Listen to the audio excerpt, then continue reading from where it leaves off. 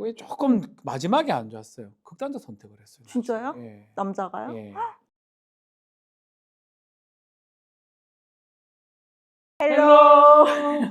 부동산 전문 이승은 변호사입니다. 오늘은 정말 유명하신 박지훈 변호사님 모시고 저희 좀 이야기를 좀 해보려고 하는데요. 변호사님 안녕하세요. 네, 안녕하세요. 박준 네. 변호사입니다. 변호사님 바쁘신 와중에 나와주셔서 정말 감사합니다. 아유, 고맙습니다. 예. 네. 변호사님 간단한 자기소개 네. 좀 해주시겠어요? 박준 변호사고 방송도 좀 하고 있고요. 지금 또 한국 프로야구 에이전트도 하고 있고 사건 반장, 실화탐사대 이런 방송에 출연하고 있는 박준 변호사입니다. 반갑습니다. 변호사님 주로 어떤 사건을 많이 하세요? 저 같은 경우는 사건을 구별하지는 않는데 이제 우리 변호사협회에 등록을 이제 하도록 돼 있잖아요.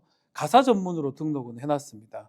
그래서 가사 사건이 조금 많은 편이고 형사라든지 일반적인 많은 사건들을 다양하게 하고 있습니다. 네, 오늘 제가 변호사님한테 이제 팬심으로 네. 평소에 궁금했던 것들 좀 여쭤보려고 하는데요. 네. 변호사님이 보시기에 이제 이혼 사건을 네. 이제 들어가려고 하려면은 도대체 이제 어떤 주의할 점이 몇 가지 정도 있을 것 같은데, 네. 나 이혼이 좀 하고 싶다라거나 아니면 이혼 소장을 받았다거나 그럴 때 이제 어떤 주의할 점이 있을까요? 그러니까 가장 이제 이혼을 하려고 했을 때 좀 스트레스가 많기 때문에 또 그런 분들도 꽤 많아요.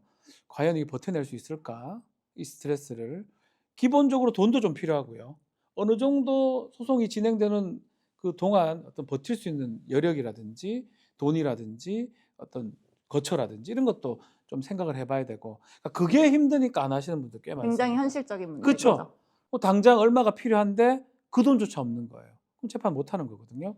그래서 저는 고민은 많이 하되 처음 결정해야 되는 게 이거를 재판으로 가야 될지 합의 이혼을 해야 될지 그 부분 결정하는 게 가장 중요한 것 같아요. 그때부터 저는 변호사 선임이 필요한데 그 선임을 하라는 게 상담을 꼭 받아봐라는 거예요. 그러니까 이 재판 이혼했을 때는 시간도 상당히 많이 들고 비용도 많이 드는데 또 그거 해서 성공하게 되면 상당한 또 이익이나 수익을 얻을 수가 있는 거니까 그 측면이 있는데 고통스러운 측면이 있기 때문에 합의혼으로 갈지 그거 정하는 게 가장 중요하고요. 반대로 내가 이제 이혼 소장을 받았을 때 마찬가지입니다. 이 재판을 기각으로 갈지 아니면 인정하되 금액을 어떻게 조율하는 걸로 갈지 그 판단을 먼저 좀 하려면 좀 죄송한 얘기지만 변호사를 좀 빨리 그 단계에. 근데 본인이 이렇게 좀 시간 끌다가 좀 늦어지면 그 변호사 만나는 시점 늦어지면 그만큼 손해를 보는 게 아닌가 생각이 듭니다. 맞아요. 증거 그것도 보존해야 그렇죠. 되고 보존하는 그럴 부분도 때도 마찬가지죠. 그러니까 변호사를 빨리 선임하는 게 무엇보다 중요하고 선임보다는 저는 만나라. 상담이라도 받아봐라. 예, 변호사 비용이라는 게 사실 비싸잖아요. 비싸기도 한데 궁극적으로 봤을 때 비싼 건 아닌 것 같아요. 이렇게 생각하시면 돼요. 저는 변호사 비용 물어보시는 분 보면 아니 이게 뭔데 너 500만 원을 받냐 예를 들어서 그러면 그런 이혼 사건이 최소 1년 이상 소요가 되니까 네. 한 40, 50만 원을 주고 매월 고용한 거라고 생각하시면 되거든요. 매월 하는 거니까. 너무 좋은 말씀이세요. 예, 그렇게 생각하시면 그 비용이 많은 게 아니에요. 근데 그게 3년이 되면 한 10만 원 주고 매월 네, 고용한 게 돼버려요, 맞습니다. 사실은. 그러니까 저 같은 경우는 3년, 4년째 하는 소송도 있고. 저 2020으로 시작되는 소송 저도 아직도 있어요. 있어요? 10짜리도 있어요. 아, 10짜리 진짜요? 넘나? 10짜리 넘는데 네. 20짜리 많고요. 그리고 그 사건의 비용을 그렇게 많이 못 받은 사건도 받았어요. 있어요. 네. 변호사가 중에 가장 어려운 게 돈을 얼마 받아야 될지 고민을 이렇게 잘 못해가지고 못 받는 경우 있잖아요. 그래서 돈 많다고 생각하지 마시고 먼저 가서 상담받고 상담료 이렇게 내시고 그렇게 하시면 아마 도움이 될 거라고 생각이 듭니다. 네, 이혼 고민하시는 분들 이제 박지훈 변호사님한테 연락하시면 될 것 같습니다. 네, 연락 주십시오. 네. 변호사님 사실 저보다 한 10년 정도 먼저 법조계 진입을 하셨잖아요. 그런 것 같습니다. 예. 그렇죠. 그런데 그 10년 동안 되게 법조 시장이 많은 변화를 겪었는데 이제 변호사 3만 명 시대에 이제 네. 우리가 어떤 자세로 변호사로서 이제 살아가야 하는지 선배 법조인으로서 좀 얘기 좀 해주실 수 있을까요? 말은 선배긴 한데 같이 이제 동년배로 이제 같이 하고 있고 예전에 제가 처음 했을 때는 변호사가 많지도 않았을 뿐더러 약간은 이제 좀 위에서 있었다면 지금은 그런 상황은 절대 아닌 것 같습니다.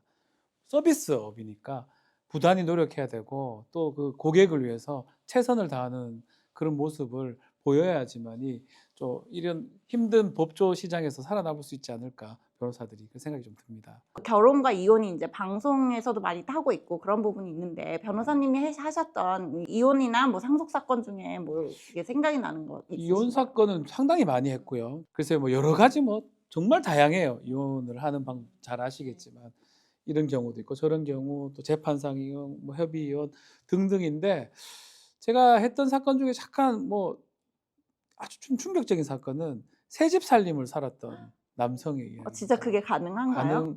안 가능했을 거로 봤었는데 본부인은 이제 서울이고 자기는 지방에 산다고 해가지고 내려가가지고 거기서도 2개였었던 거예요. 와우. 새 집인 거예요. 그런 재판을 사람이 진짜 했어요. 있구나. 했는데 네.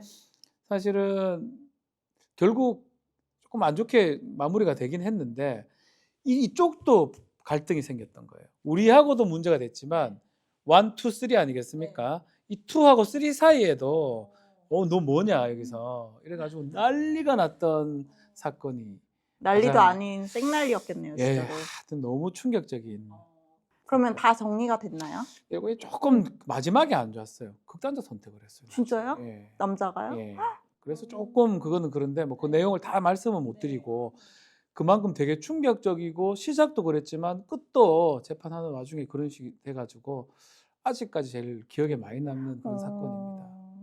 엄청 충격적이네요. 그렇죠. 뭐 근데 사실은 처음에는 내가 너무 소장을 적나라하게 드러내서 그랬나 생각했는데 그런 이유는 아니었고요. 다른 어떤 이유로 그렇게 했긴 했는데 어쨌든 시작은 어떤 그런 바람 아니면 어떤 살림 새 집, 2집 살림인데 끝은 아주 안 좋았던 그 사건이 가장 기억에 남습니다. 오늘은 이제 박지훈 변호사님 모시고 저희 이제 박지훈 변호사님에 대해서 제가 평소에 궁금했던 것들 이것저것 많이 여쭤봤는데 뭐 제 영상이 재밌으셨다면 구독, 좋아요, 알림 설정까지 부탁드릴게요. 감사합니다. 구독, 좋아요, 알림 설정 부탁드리겠습니다. 헬로 승은입니다. 감사합니다.